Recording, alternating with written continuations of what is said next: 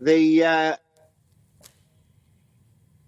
plethora of government guidelines that were coming out week after week after week, with my favourite clown who's appearing on some other programme in the jungle somewhere, were so inconsistent, so behind the loop, that care homes eventually had to make up their own pretty much guidance.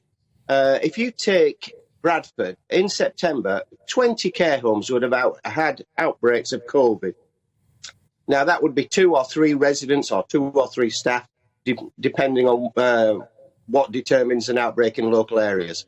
They then say, right, we will restrict visiting, pretty much like you would do for diarrhea and sickness or with flu. You limit the number of people that can contaminate and spread the disease or the virus. So we've all been left pretty much to devise what we think is right.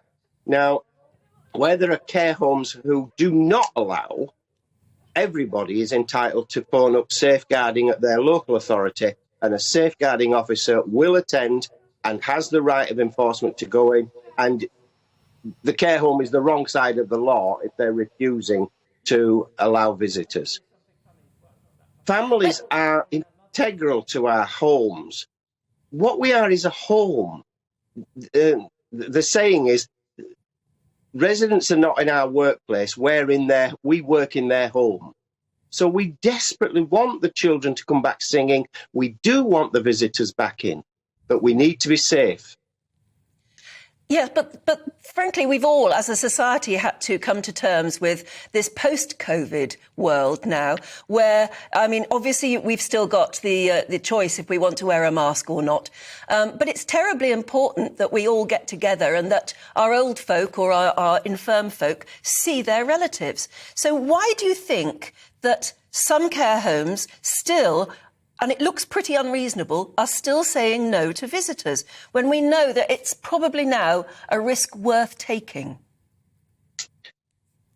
I think, again, because of they're either misunderstanding what the rules are, or they're, I don't know, I think probably because they become institutionalised and bogged down with being locked down.